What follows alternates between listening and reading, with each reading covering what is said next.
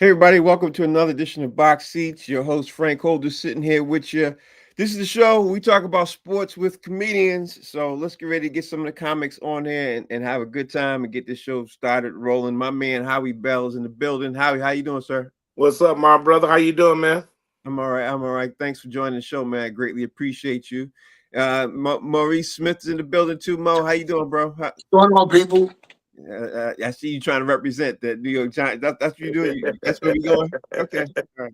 I All wanted right. something different in the background. I got tired of looking like I'm in the insane asylum. Your words, not mine. Your words, not mine. My man, Jason Hayes, filmmaker in the building. Jay, how you doing, sir? Hey, what up, fellas? What up, What dude? up, JD? Hey, Mo, I'm going to quote Dave Chappelle or Rick James. I wish I had another set of hands for I give you 4 thumbs down. Yo, first of all, man, I greatly appreciate you guys joining the show, man. Thank you for doing that, man. It's great that you guys are here to do this. Before we jump into it, man, I'm gonna start by I want to talk to you guys about this Tyrese Haliburton situation thing that jumped off, man. And again, it's something else that happened. It's going to date the show. I'm sorry to do this and everything else, but it's such a pivotal thing that happened. It's never happened before in professional sports where a parent has basically stormed the court, the field, anything like that. Howie, give me your thoughts, man, about this. And I'm looking forward on this. You know, Steve uploaded the clip. I'm gonna play a clip for you guys in a second on that. Tell me your thoughts on this. You know, Howie, tell me what your thoughts are on this. Well, I don't know him personally, obviously, but like a lot of us, I don't know. I don't even really know his background as a parent. Um, but I've never seen that either. The last time I've seen something close to that is like how they do in Little League. Sometimes the parents are trying to fight the refs and the coaches and stuff like that. And I've seen weird stuff like that in smaller leagues, but I've never seen anything on a professional level like this. After your son did they just win the game? And then you go and confront the losing star of the other team on some, I don't know, whatever he was ranting about. Probably one of the worst blemishes that a human being can put on himself ever is my initial thoughts. And I'm sure he's going to be reprimanded in some kind of way by those arenas or that arena in particular, or maybe multiple or anything like that. But it just looked terrible. He made his son look bad. His son had to get on TV and apologize, and for his father's actions and say it was wrong. It just was a bad look, man. That black eye on the family, black eye on, just himself. And it just looked terrible. And he was an old man doing that. And he went headbutting with him too. Like, what kind of, what was he trying to do? I don't know. Just looked weird. Yeah, it's a situation. I think this is the clip right here. A lot of people say you can tell how. I think it's Yo, Adrian! Right up there with him. The 8-0 run occurred, Greg, in the last 35 seconds. yeah, that's for those of you sitting at home and you're trying to figure out. There's obviously a lot more to it. Maurice Smith, it's sad. This is a comedy show, man. We try to bring light. We try to bring comedy in here, man. But this isn't even a funny moment, man. He took away his son's thunder. You know what I mean? Yeah. Go ahead, Mom. Talk to me and tell me. Well, you know what? Since JD started to show off, quoting Dave Chappelle and all that Rick James or whatever, I'm gonna do the Rick James part. Cocaine is a hell of a drug.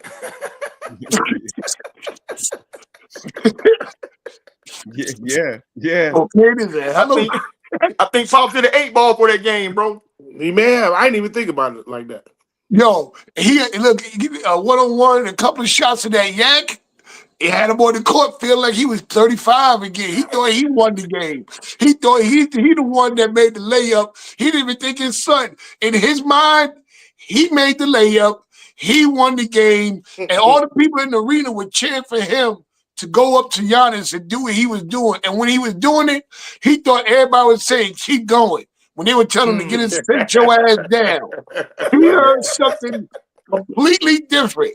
Cocaine is a hell of a drug. But, yo, I mean, on a serious note, though, it's screwed up. He messed up, you know, and he's gonna be a soundbite for a while. It's gonna be in the world forever. You know what I'm saying? And I think more than talking about what he did is the fact that Giannis handled it gracefully. He didn't smack the shit out this dude because Giannis could have literally lost millions, maybe even potentially billions, because we don't know what he'll be in the future if he would have smacked the shit out of this dude. And a lot of people in the league would have smacked him. Yeah. Yeah, I think what's flying under the bridge right here is not too many people are talking about what Giannis didn't do. You know what I mean? That's what I think a lot of people could be talking about. Give me your take on this, Jason. I mean, for me, it makes sense because one of my favorite shows, was Real Sports on HBO with Brian Gumbel, and over the years they kept doing so many segments about out of control parents, who were like at youth basketball games and youth football games and all this stuff, right? Sure. Yeah. And they're behaving in such a way that you would think the parent would know better than to do those types of things.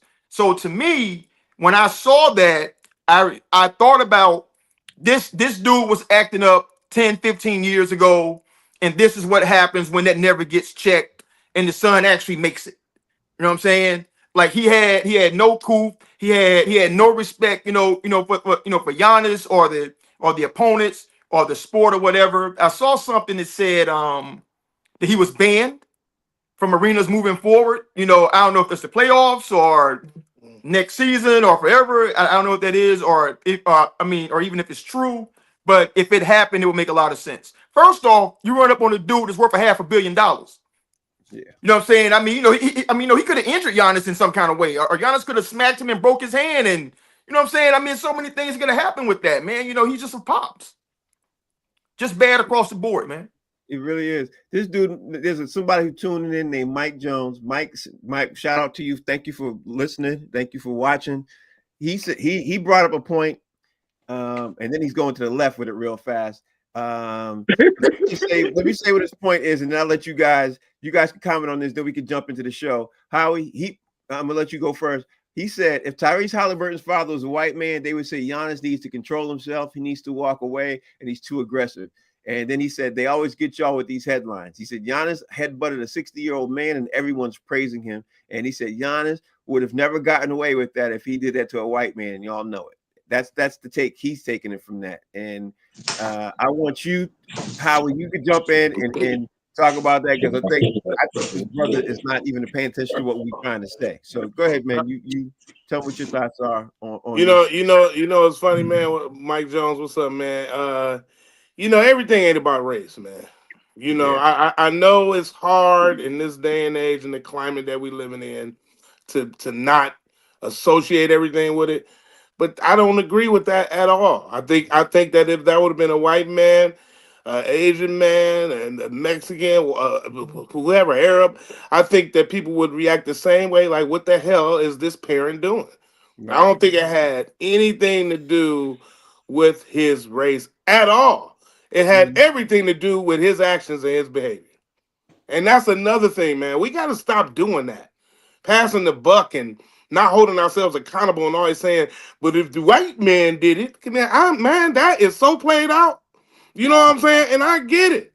I get it. I swear I do. I get it. I've been black for a long time. You know what I'm saying?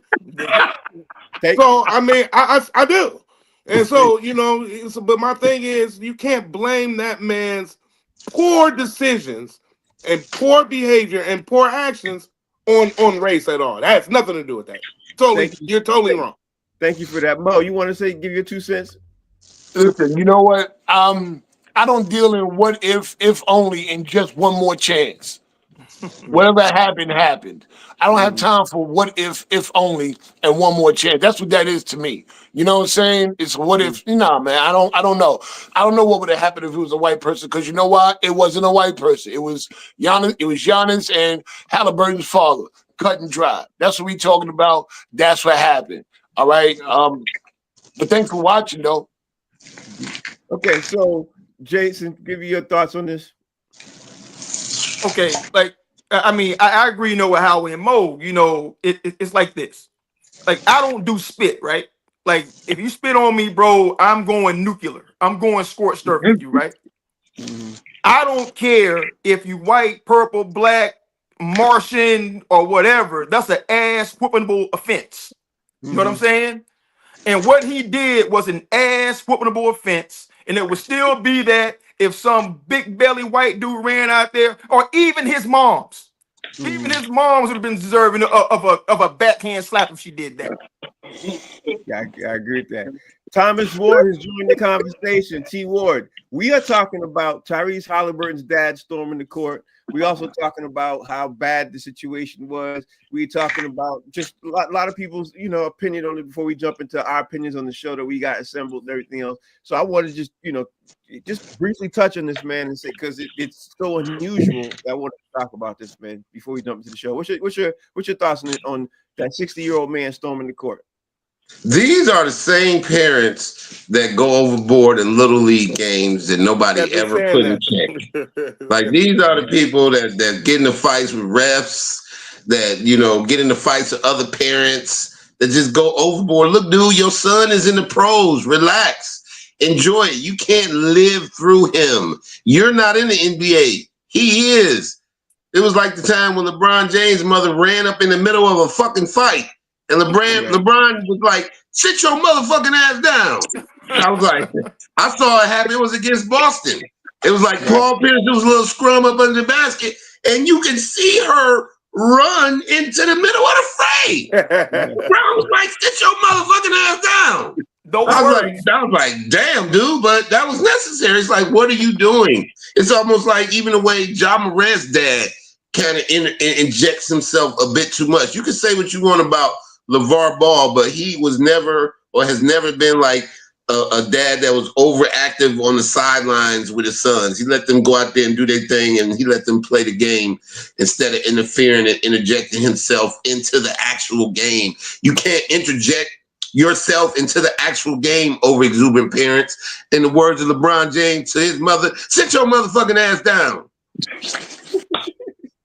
Well said, bro. Well said. Now let's jump into the show because, as we all know, we got some things we got to discuss, and because we try to bring it light and everything else, this show's about to get a whole lot of hella funny. Just from some of the questions that we asked, it's about to get a whole lot of hella funny. So, because we talking about a lot of certain things, let's jump up with the top 5 sports film characters, and I'm gonna go first, and I'm gonna go fast. First and fast. I'm gonna do that. 5 for me, Ricky Vaughn, Major League, Charlie Sheen. Ricky Vaughn, the picture, loved that movie. Ricky Vaughn was my man. Number 4 for me is James Braddock and Cinderella Man. I love Cinderella Man, but I really love the character James Braddock because at the time when the movie dropped, I didn't know nothing about the character. Played by Russell Crowe. I love that. Number 3 for me, it's got to be Michael Oher in The Blind Side. You know what I mean? I like the movie, the real life story of it and everything else. I didn't know nothing about that either at the time, and I had seen Baltimore play Patriots with Michael Oher in the game many a time. I had no idea this dude was homeless in his background. Number 2 for me was Steamin' Willie Beeman, from Any Given Sunday, Jamie Foxx. I love that movie. But number 1 for me, it's got to be Rod Tidwell from Jerry Maguire, played by, oh my God, the name just went, Cuba Gooding Jr. That's my 5 in my order that I like. So I know Mr. Digging in the Crates got some complete different characters. But go ahead, Howard. Hey man, listen, it's Charlie Chaplin movies. Yeah, man, I wish Charlie Chaplin made a football movie. I would have probably found it. Trust me. I gotta start with I got a throwback though. You already know that.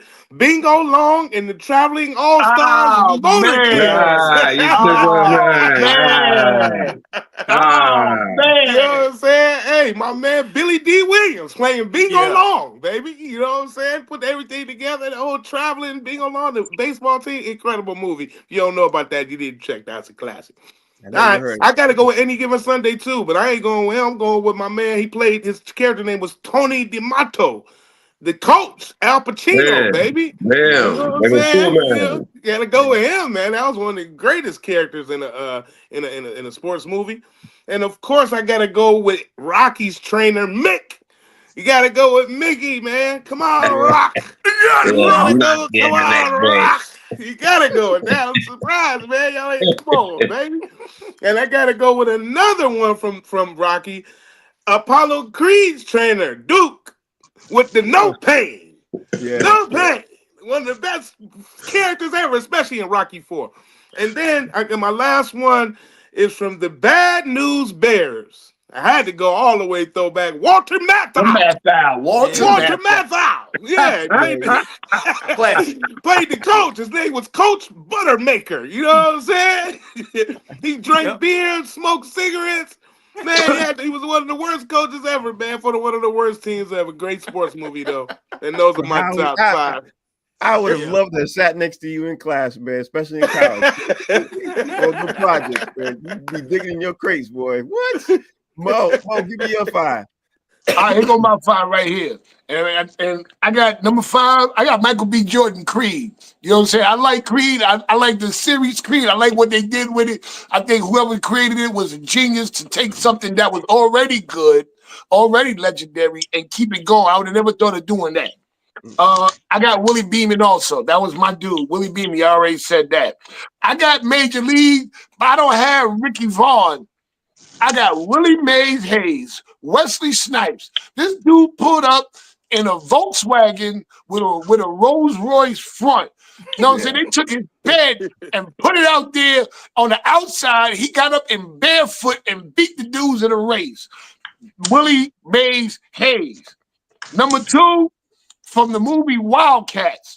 It was a dude on the team named Philip Finch. He was always digging his pants and pull out money.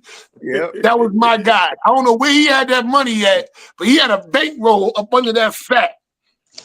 And the last one, Kiki Palmer as Jasmine in Long Shots, her and Ice Cube in that movie. I think that was a good movie. It was a great movie. That's my 5 right there. Y'all got some great picks, man. Y'all got some great picks. My man, Jason Hayes, give you your top 5 sports film characters. Yeah, one of my favorite characters all time, I'm going to go with Roy Hobbs, played by Robert Redford in The Natural, because he was a testament to sticking with it. You know what I'm saying? Like, if you got that talent never leaves. You know, like his career, his baseball career, he got sidelined, and he came back in his 40s and won a championship, and he just, and then he disappeared again. Great character.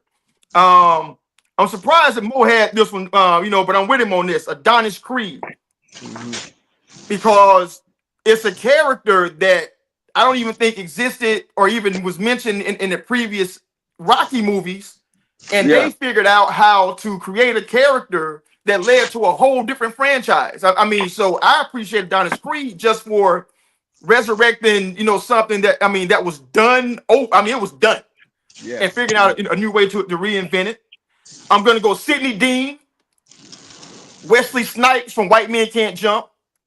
Not because it's a great movie, but because it's hilarious to me as a ball player watching Wesley Snipes play. Ain't no way in the hell Wesley Snipes plays basketball. No way. He's terrible. I'm gonna go number 2, Annie Savoy, played by Susan Sarandon in Bull Durham. She was the groupie who had Kevin Costner and the young boy fighting over, and she was so cold in the movie, Tim Robbins married her in real life. And number 1, I'm surprised somebody had it. I'm going with Bobby Boucher. My mama say that's one of the greatest movie characters of all time. My mama said that had me crying when I first saw that. That had me crying. The Water Boy. Go ahead, T. Ward. Give me your top 5 sports films characters. Well, everybody done picked over all my characters in Any Given Sunday, from Willie Beeman, Coach D'Amato, but my guy was Lawrence Taylor. Lawrence Taylor was the man that he brought it in Any Given Sunday. What's that? He played himself. He played himself. He was dope. Playing himself. That's what I'm talking about. It was like Mike Tyson in black and white. He played himself. That was the shit.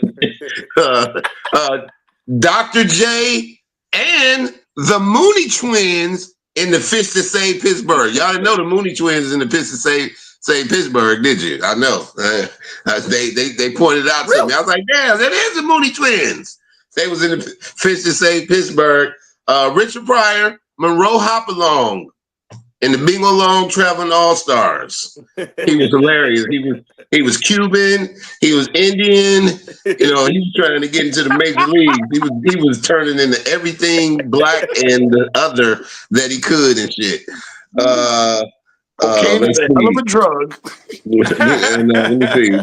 Is that five? Is that five? Oh, Billy Bob Thornton as Wanamaker in the sequel to the Bad News Bears. He was hilarious because he was fucking the mom. So it was like he took it to a whole nother level. He was hitting the mothers on the team. That really made that movie modern with Billy Bob Thornton as Wanamaker because he was straight hitting the moms in the movie. That was dope. I like that. So is that five? Yeah, I think that's five right there, bro. Okay. Right. You guys, man, you guys are always digging in the crates and making me just smile and laugh over here, man, with your selections. Like, I gotta like it. All right, so the next thing up, let's see, we did top 5 sports film characters. Now we got to do the top 5 worst sports films. And you know, you can do it in any order how you want. And to me, all 5 of these sucked. Like, I like, and it wasn't like one was worse than the other. To me, all of them was trash. So for me, I'm gonna start with 5. Like Mike, I thought that was trash. That starred Bow Wow. Didn't like that at all. Number 4 for me, Juana Man with Miguel Nunez. Even though Miguel's my dude, Juana Man was like, that was a horrible movie. Number 3 for me, Ladybug with Rodney Dangerfield. Even Rodney Dangerfield couldn't save that movie. The comedy in that didn't even land. I was like, this is terrible. Number 2 for me, it's got to be LeBron James redo of Space Jam. I was like, why, LeBron? Why would you even touch that?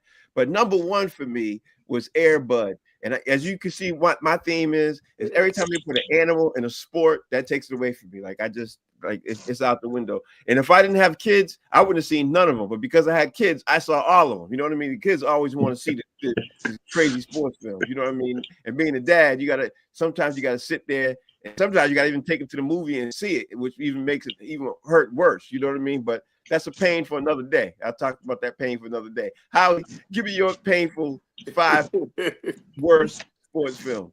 Well, you know, this was very painful to even research. I'll tell you that much. I didn't know that many bad sports films. Jesus. And this is pre-Tubi. A lot of these. But all right, so you know, I got to start with the Juana Man as well. God, what was Miguel Nunez thinking about? That had to be one of the worst movies ever. And you remember the plot though, the storyline? He was in the NFL and he got kicked out or whatever, some kind of way, suspended. NBA, Yeah, I mean, I'm sorry, in the NBA, and then he went to try playing the WNBA, I guess. You know, women's like, that was hard dresses. They didn't know. No. Come on, man. That movie was horrible. So I had to mention that because you mentioned that. That's on my list for sure. Bernie Mac and Mr. 3000. Yeah, that was wow. awesome. Yeah. Do you remember how horrible that movie was? Yeah. That movie was so bad. I don't even think I got through the whole movie. Every time I've tried to watch that movie, I've never completed it. That was so horrible. Bernie Mac. That was a money grab. Here's a movie for you. Yeah. Here Come the Tigers. You ever heard of that? I haven't heard of that. Yeah. Me neither. Until I started researching this. It was a knockoff, a spinoff of the Bad News Bears. It was the same plot and everything. I was like, what is this? And straight up Tubi version of the Bad News Bears called Here Come the Tigers. Terrible movie, horrible. The Legend of Bagger Vance. Y'all remember that? Yeah. It was a golf movie. If you don't, with Will Smith and what's my name? Matt Damon. Matt Damon. Will Smith and Matt Damon. It was a golf. Golf is already boring as hell. They made a whole movie about golf. Yeah. It's horrible. That had to be one of the worst. And then here's my top one that you never heard of this. It's called Rebound. Yeah, ever heard of that? God damn. I've heard of it. Yeah, Martin Lawrence played a basketball coach. Mm-hmm. Yeah, I'm sure he wished he never did that movie. And I promise you, I hate I even had to mention that because I love Martin to death. But Rebound got to be my number one worst sports movie of all time that I've never even seen, and I don't even want to see it. Yeah, that's a pretty bad movie, man. I saw that. Mo, give me yours. All right, I got the low hanging fruit. I got Giannis Man also, and White Chocolate ain't gonna like this. Ready to Rumble. Remember Ready to Rumble with David Arquette with the WCW and all that and the wrestling, and he had to actually become a wrestler to make this movie. Horrible movie, terrible movie. Whoever thought about putting wrestling, which is already a movie, into a movie, and think what people want to just it didn't work. I got Rebound also. Crossover. Y'all remember Crossover? Right, that's how terrible the shit was. With Anthony Mackie and Wayne Brady. When Anthony Mackie was this street baller and Wayne Brady had like this illegal street balling club, and it's terrible. It's terrible. It's like it's the worst thing ever. Crossover. And Over the Top. That's my number one. Over the Top. You ever heard of that one? Sylvester Stallone. Yeah. Yeah. Yeah. With the arm wrestling. Oh, yeah. Come on, man. Who wants to sit there and just that's all you watch? And the plot was stupid. Over the Top was over the top. That's my 5.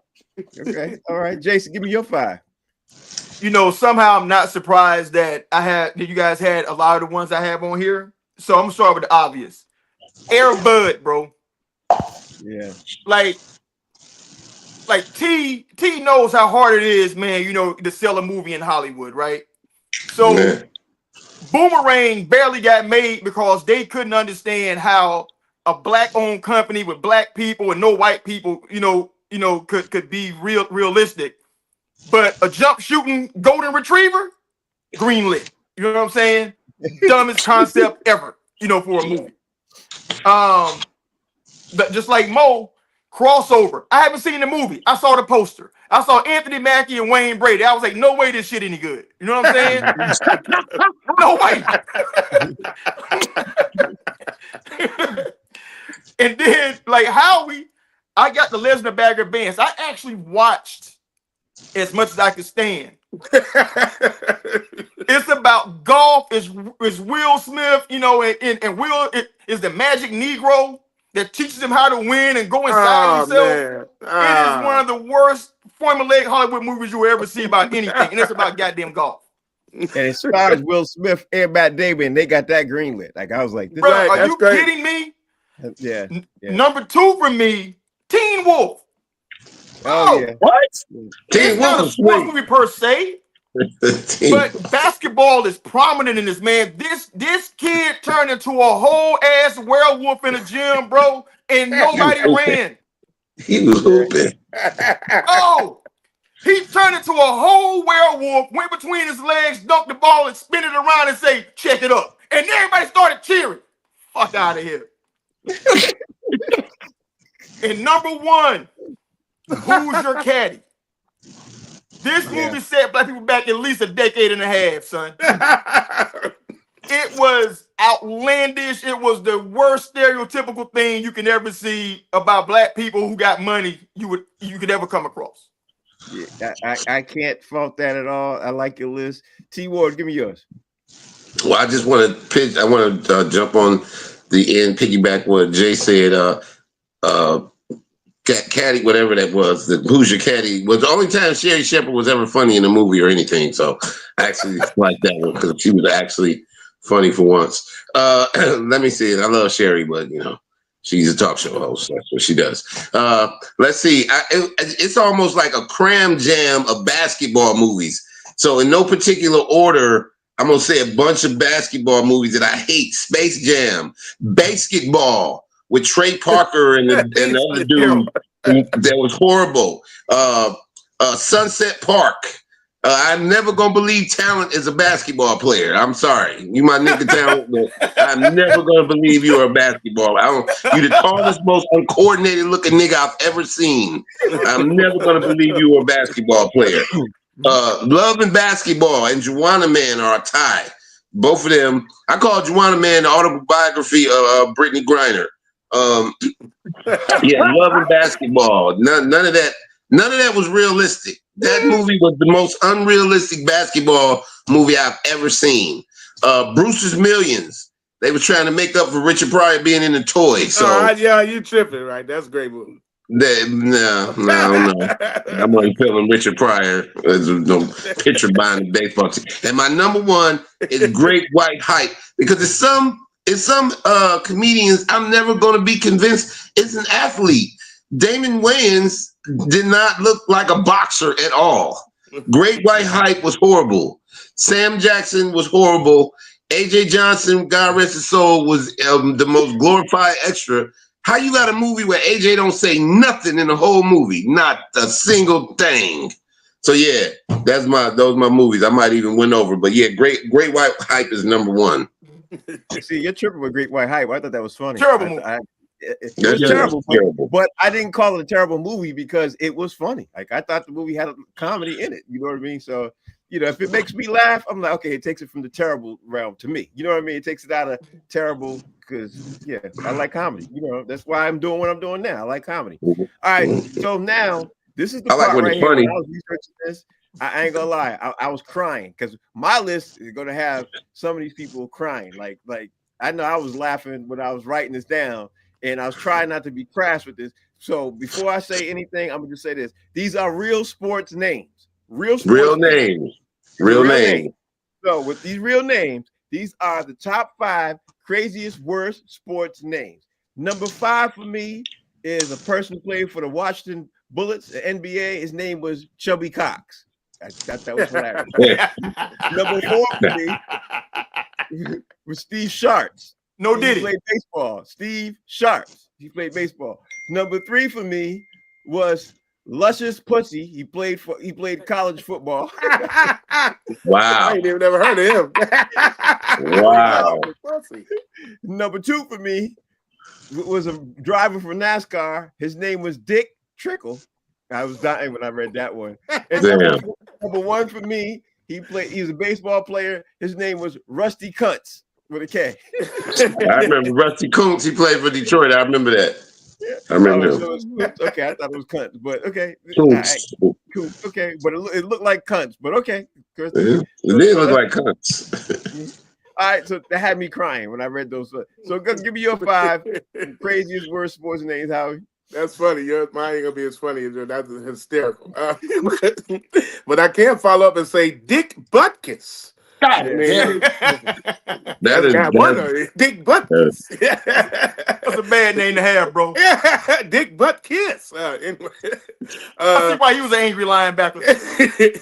This guy plays for the NFL. His name was Guy Wimper.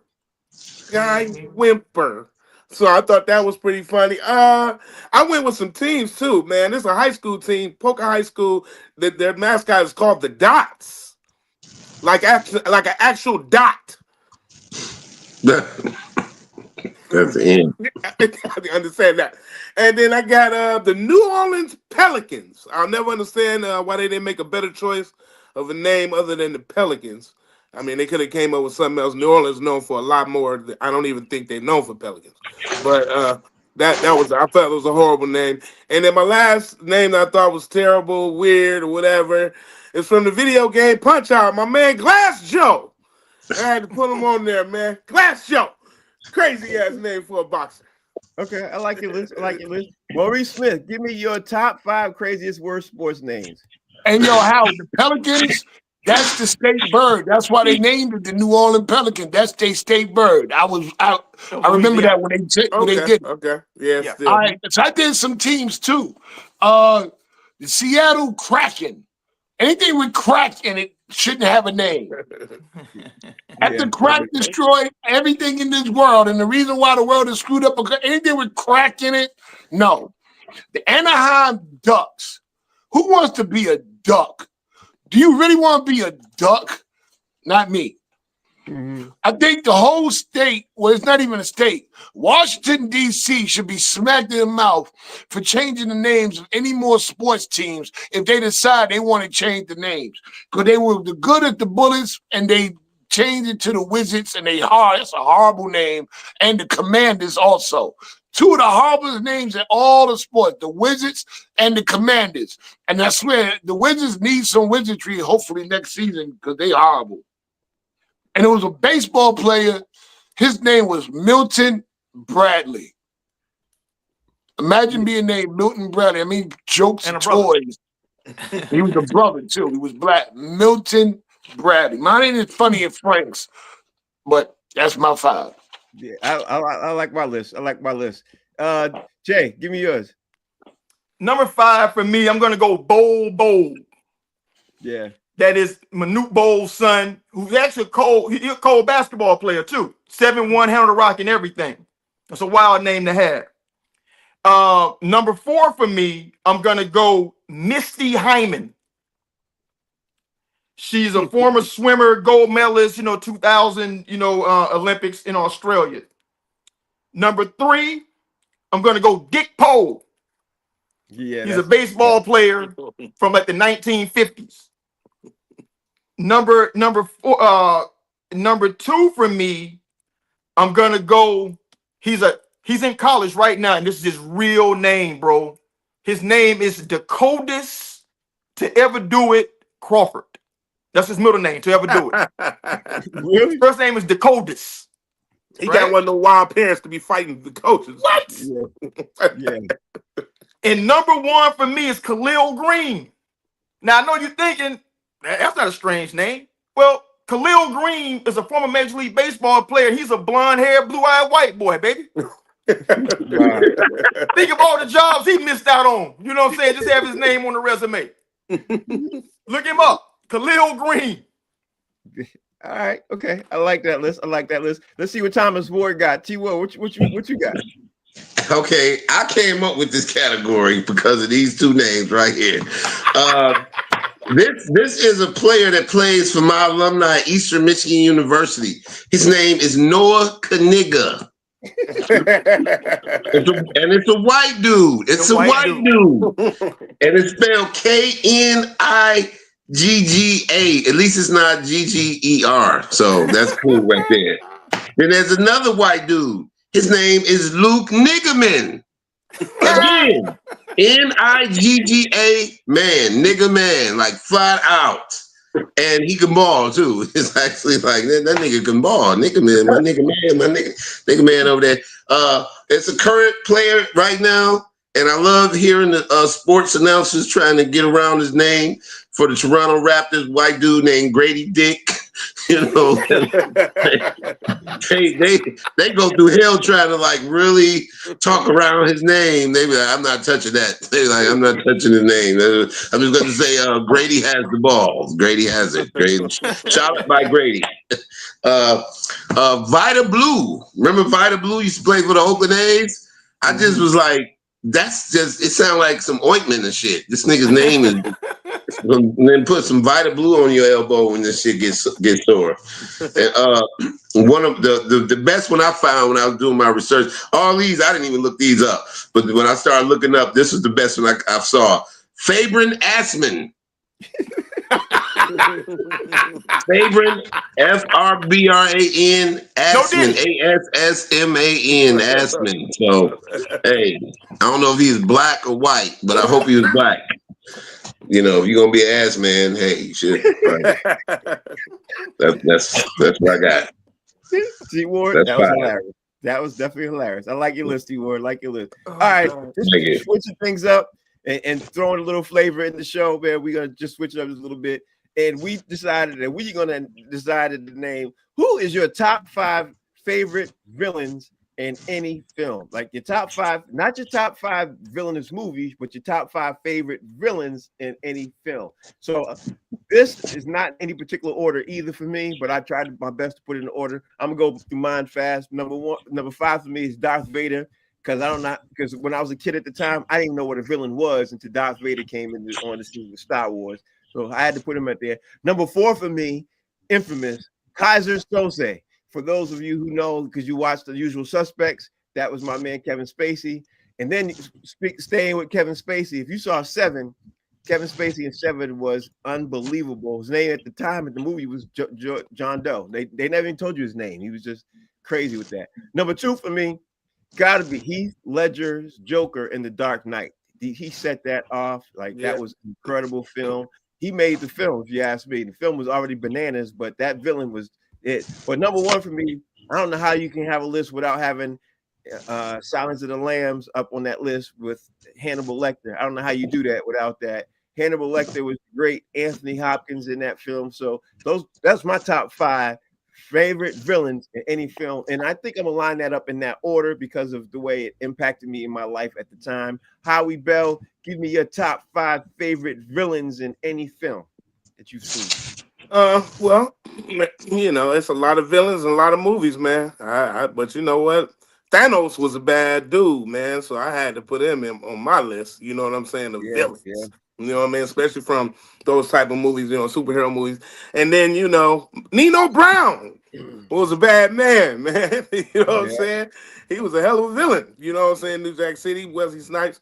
You know, if I got him on there, you know, I got to have Scarface.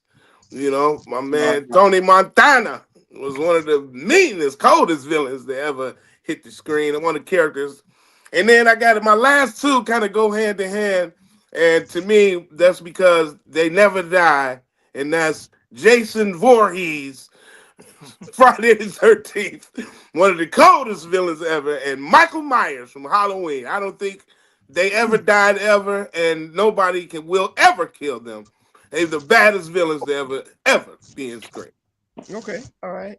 Top 5 favorite villains, Mo. Give me yours. All right, number 5 for me, O-Dog, A Menace to Society. Y'all want some burgers? Anybody want a cheeseburger? Yeah. That was my man. O-Dog from Menace to Society. Cyrus from the Warriors. He was a villain. He had the shortest role in the movie, but the whole movie was based on him getting all the gangs together and taking more money because they were bigger than the police. Can you dig it? Y'all never heard of Cyrus from the Warriors? Absolutely. Cyrus, that's my shit. Yeah, Can you dig it? That's my shit. yeah. Shogun from The Last Dragon. Yeah. Shogun Assassin from Show The Last Dragon. That was my dude. Show enough. Not Shogun. Yeah, Show Enough. I'm sorry. All right. From the Shaws Brothers, because I was big on karate flicks back in New York, Lo Lee. If you don't know who Lo Lee is, he was the old dude with the white long hair. He had the bun up top. He was always the villain in the Saturday afternoon karate flick. Lo Lee, Shaws Brothers, legendary. And my number 1 villain of all time, I don't care who y'all put up there, nobody got nothing on him. Denzel Washington, Training Day. That's the baddest villain. That's the coldest villain out there. I like your list. Let's see. So Howie went, Mo went, now it's time for Jason. Jason Hayes, filmmaker. Give me your top 5 favorite villains in any film. Well, they're not my favorites. I chose 5 for real villains, bro. You know that you just like they are despicable. Number 5 for me, I'm going Warden Norton from the Shawshank Redemption.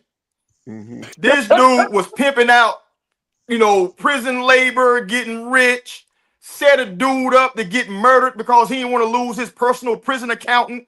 He was a wild boy, man. Mm-hmm. Number 4, I'm gonna go the cop that choked out Radio Raheem at the end of Do the Right Thing, bro. Mm-hmm. That dude is an all-time horrendous villain in the history of cinema. Mm-hmm. Number 3, I'm gonna go with Big Worm from Friday. Big Worm shut up a whole goddamn neighborhood over $200, bro. Do you understand what level of petty they take? You know what I'm saying? That's awful. Principalities to this, man. It's principalities. Yeah. And he jacked the little kids, you know, with the ice cream truck. Come on, bro. He's terrible.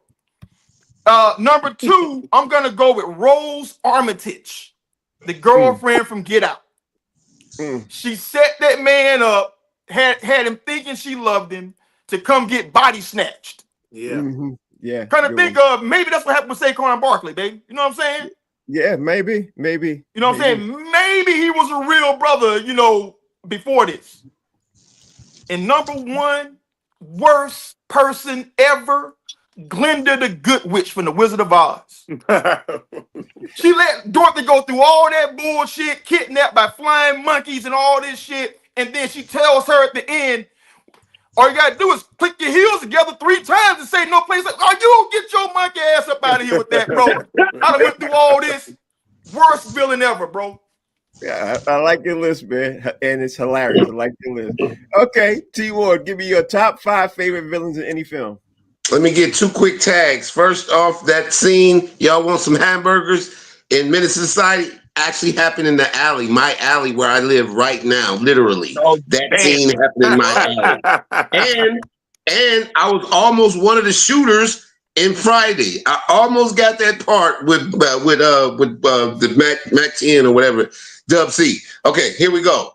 The Colombians in Scarface. Remember the Colombians when they went in the room? He's like, Tony, where you from? He's like, what difference does it make? Yeah. All of them was my favorite villains, along with Alejandro Sosa. Of course, Jason Voorhees. That was I know how he hit on that one.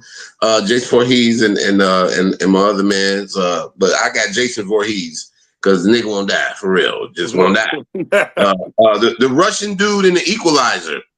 The Russian dude in the Equalizer was cold as hell.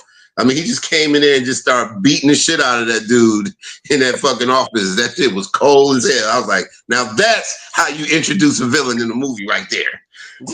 Darth Vader, of course. Cue up the music. Cue up the what is it? The marching, Empire marching, whatever the fuck they call it. Whatever that song is. Dun, dun, dun. Nigga had his own theme music. What other villain had their own theme music? Period. And it was cold-blooded. And my favorite villain, the original Blade Runner. Wait a minute, I gotta do this one. Joaquin Phoenix's Joker was incredible. Joaquin Phoenix's Joker was killed Heath Ledger. Heath Ledger, sorry you dead, but he killed your Joker. I'm sorry.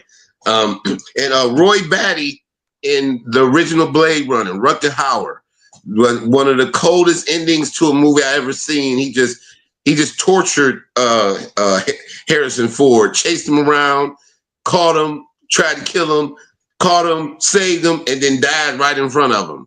One of the coldest endings for a villain ever. He was an android. Yeah, Roy Batty, Blade Runner is my #1 villain of all time. T Ward, I like that last pick of yours because if he decided he chose not to kill him because he could have killed him. He could have killed him. He chose not to kill him. I like that. Yeah. I like that. All right, so that was the top 5 favorite villains in any film. Looking at the time, I'm gonna run through mine real fast. This is the top 5 worst sequels in any film, and I'm gonna go through mine fast and give you guys some time. Number 5 for me, Big Mama's House 2. All I can say for any of these is why you make any of these. Like Big Mama's House 2, terrible. Basic Instinct 2 ruined the franchise, you ask me. Predator 2, they should have just threw that whole thing out and not even bothered with that. And that was my number 3. Number 2 for me, Iron Man 2 ruined Iron Man because Iron Man 2 just did not do. Iron Man was so good and Iron Man 2 was so bad. But the number 1 to me sequel that I could think of, because I wrote these real fast, is Wonder Woman 2, 1978, I think it was, whatever. 1978. Wonder Woman 2 was terrible. Like that was hard. And Wonder Woman 1 was really good. So that's my 5 real fast. I went through that real fast. Give you guys some time. Give me your top 5 worst sequels. These are all the sequels worse than the originals. Go ahead, Howie. Hey, well, I got to start off with, even as much as I love my 2 top villains, they also made 2 of the worst sequels. And I got to say Halloween 3, and that was the only one Michael Myers wasn't in. That's why it was so terrible. Did you bring him back? Yeah, man, they had to bring him back. And then Friday the 13th, Part 3 in 3D. I remember going to the movies to see that, and that had to be one of the worst movies I've ever seen in my life. Then I got Blues Brothers 2000. Terrible. I don't even think people understand how horrible that movie was. It ruined the classic. I hated that they made that movie. I also got Mall Cop 2. First of all, Mall Cop was barely funny. Let's start there. Right. And then you had to come out with a sequel, Mall Cop 2. That was one of those studio obligational contractual movies. Yeah, we just got to do something. Throw together. And my number 1 Worst sequel of all time. I'm sure y'all never seen it. I don't think I've sat through a minute of it. It's been on. Jaws: The Revenge. I haven't The seen that one. sequel to Jaws. Yeah. Gotta be one of the worst movies they ever tried to make a sequel to. Ruin the classic. Those are my top 5 worst sequels. Mo, give me your top 5. What's your top 5 worst sequels? Worse than the original. All right, Major League 2. Major League was a great movie, but Major League 2, horrible, mainly because Wesley Snipes wasn't in it. It was just a horrible made movie, terrible. Smokey and the Bandit 2. I love Smokey and the Bandit. That's one of my favorite movies of all. I mean, from the 70s. Eastbound, down, running, going. Yep. Yeah. Smokey and the Bandit 2, terrible. Terrible. Return of the Mac. The Mac is a classic black exploitation movie, and it's a great movie. They brought the Mac back. They need to take the Mac back where he was, and whoever And leave him alone. decided to bring the Mac back,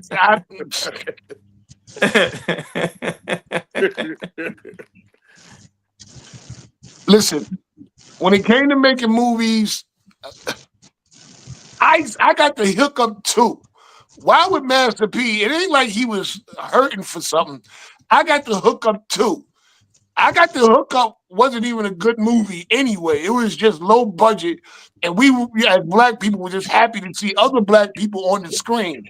That's what we was happy about back then in the 80s. Like, oh man, black people making movies. It wasn't a great movie, but it was just a stepping stone for black people to do things. I appreciate Master P for opening the door, but to go back and do another one, sit your ass down. And I might lose my black card. People might get mad at me. I don't care. Next Friday. It has some great actors in it. The people in it are legendary. Comics who I would like, if they call me right now and say, we need you to come to California tomorrow, I'll start walking last week. Comics who I would die to work with. But the movie, the first Friday and the third Friday were the best Fridays. But next Friday, no. Sorry. I don't even remember it for me. I don't even remember it. Okay. Jason, give me yours. That tells you. Yeah, it does. It does. Tell me yours. So the overlap, next Friday, it's on my list. Because Friday was so spectacularly great, and then this was so spectacularly terrible. No Chris Tucker, introduction to Mike Epps, who ain't never on script, and just a poor story. Number 4, this is the first time I felt like asking for my money back. Indiana Jones and the Kingdom of the Crystal Skull. Yeah. Terrible, bro. I ain't never felt that robbed, that fleeced in my life. I mean, it's almost unwatchable. Number 3, the Phantom Menace. Oh, You cannot come with the Phantom Menace after you had Star Wars, Empire Strikes Back, and Return of the Jedi, bro. You can't come with Jar Jar Binks. I'm sorry. Yeah. It's a wrap on that. Trash. Yeah. Number 4, I mean, it's a toss-up because even the original was trash, but at least it's kind of like entertaining. The Human Tornado by Rudy Ray Moore. The sequel to Dolomite. Bro, y'all know Dolomite is awful. Yeah. The Human Tornado is next level, like toxic waste terrible, bro. And number 1, the one movie that ruined the trilogy, Godfather Part 3. Yeah. Oh, it is awful. In every casting, wardrobe, hair, makeup, Wow. incest, it's just terrible. He threw everybody under the bus, even the costume designer people. Wow. Everybody. Even the teamster that drove him to the set every day was terrible.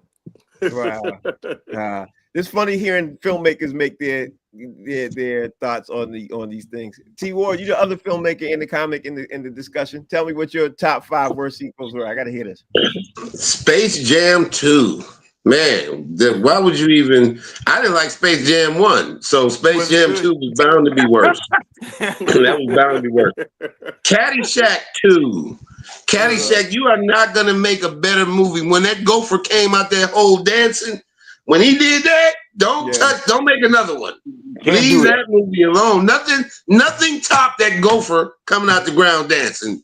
Nothing was gonna top that. Just leave that movie alone. Undercover Brother 2. Eddie Griffin is like my big brother. You know what I'm saying? I remember when they sent him the script, he turned it down, and I see why. That was one of the worst. That was, man, he was like, hell no. I actually read the script. I was like, dog, I know you ain't doing this. He was like, hell no. So they actually had to change the script because he wouldn't do it. It was fucked up. That was a tore up script. They were trying to bring him back and ruin him at the same time. How he hit on Blues Brothers 2000, I saw it was terrible, so I'm gonna leave that alone. Domino 2. If you saw Domino 1, Tony Scott film, Jay, I don't know if you ever checked out Tony Scott's work, but I love his work, man. I love the way he directs the way. But Domino was cold-blooded, man. That movie had so much action with so much stuff going on. Domino 2 was horrible. I don't know what the hell they was doing in Domino 2. Domino 1 was like about a bounty hunter. It was dope. And any Cannonball Run 2, man. I love Cannonball, the original Cannonball Run. They did it part 2. It was horrible. It was terrible. So yeah, that's my 5 worst. And any Airplane sequel. Yeah, I like that. Yeah. Let me bring White Chocolate in the building. White Chocolate, how you doing, bro? Give me your 2 cents on something. I know you're gonna want to add something because you've been doing some work on this, man. I appreciate that. You know what? Thanks, Frank. Hey, hi, fellas. How you doing? What's up? Listen, nobody mentioned Rocky Balboa as one of the greatest characters.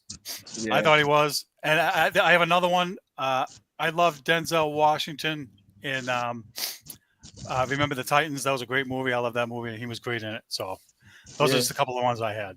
Yeah, and shout out to you for you guys at home don't know, he uploaded some video clips in it, and I couldn't tell what they were. I jumped on at the very last second, couldn't tell what. So I'm gonna play them some other time. I'm gonna leave them in there because I'm sure they're gonna come into play. But being the time that we get, time is the time. I want to make sure we tell everybody how they can follow you, and you can tell them what you got going on. I'm gonna start with you, Howie Bell. Tell everybody out there what you got going on and how they can follow you. Hey, what's up, everybody, man? Listen, man, this is it's my pleasure to be a part of Box Seats. Listen, brother, and I will be in Toledo, Ohio, performing with my man Keith Cook. So make sure all my people in Toledo come holler at your good brother Howie Bell.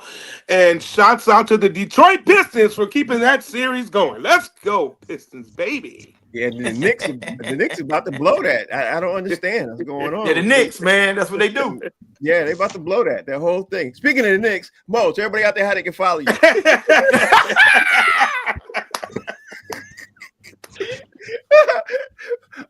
See, he's leaving like the Knicks did. He leaving like the Knicks did. Oh, okay. Mo, how they can follow you, Mo? Tell them what you mean, son. Yo, you can follow me right here on Instagram, Mo_comic, Dysfunctional Ref on Instagram also. Tonight is going down the Black Comedy Explosion with Jonathan Gates at the Carver Den on Tarbert Ave. You know what I'm saying? And for all you dudes out there talking that trash about New York, you know what I'm saying? Remember this. Remember this moment. Remember this when you're sitting home and watching us play the Boston Celtics, who might be suspect without Holiday right now. I don't know. You don't want to bet no money on that, Mo. I know you ain't. Is that what you're trying to say? I didn't say anything about betting. No, I don't have no money to bet. We don't get paid for this yet. Okay. See, that's how you get out. I'm doing this out of the art. I'm doing this for the art of comedy. All right. Well, for the art of comedy, we could just do it over a meal. We could just do a cheeseburger meal or something. We could do that. But you know what? I'm gonna leave it at this. You know I what? don't think the Knicks are gonna even make it, man. I'm really. I think they're gonna blow this series, man. That's what I'm thinking. No, they're not. We taking it in Detroit. We already won twice in Detroit. We're going to do it again. But you know what, though? Before I know we about to close the show, I tell you this, though. I'm happy they went this far, man. This team was the worst team last year in the league, bro. And for them to come to where they are now and pop New York at the Garden twice in the playoffs, I'm happy. You know what I'm saying? I mean, we weren't supposed to get this far. Yeah, Detroit wasn't supposed to get this far, but I will say this: the Knicks are really damaged up right now. They really battered and bruised. I don't see how they pull it out, but we'll see. We'll see. Well, let's see. Howie, Spoken Mo, like a tell true everybody- Bostonian. T-Ward, True tell everybody how they can Bostonian. follow you, bro. Yeah, you can check out my show, The Closers, on Tubi TV. 7 episodes. Some of the funniest comics in the game. It's hit #1. Please keep supporting it. Please keep making it hit #1. The Closers. Also, I am the director of the television show, The B.D. Freeman Show, which you can see on Radiant TV every Saturday. But you can go on there right now and watch it if you want to. This week's guest is Walter Jones, the Black Power Ranger. If you remember the Black Power Ranger. He's our guest on this week's show, so check it out on Radiant TV. And I'll be in New Wave Comedy Saturday, May 17th in the Shabbat Theater in Castro Valley, California with some cats from Oakland. I'll be headlining. So, yeah. Hey, thanks, T-Ward. I appreciate that. Filmmaker Jason Hayes. Tell everybody out there you can follow you and if you got anything going on right now. Hey, you can follow me at JD Hayes over at Fanbase. And Mo, the Knicks are as reliable as a fishnet condom. Oh, Mo, I didn't say that. And Mo, he's in New York and he's from New York. I didn't say that. I didn't DM him or nothing. You know what, man? Yeah, so I don't even have a comeback. You know what? We gonna win this. All All right. That's all all. right. Okay. All right. Hey, we'll see what happens. Next year, man. Next year. White Chocolate, how can they follow you, bro? Follow me and Frank on Boston Straight Shooters on Facebook and YouTube. Yeah, I appreciate that. Matter of fact, I think we got a show tonight, right? We do. Yeah, we got a show we got prepared for tonight. Okay, y'all. Thank you all for watching. The show is called Box Seats. It's on every day at 5 Eastern Standard Time. That's Mo. That's T Ward. That's Howie Bizzell, and that's my man Jason Hayes. Thank you all for watching, man. We appreciate y'all. I'll see you all tomorrow. Great show.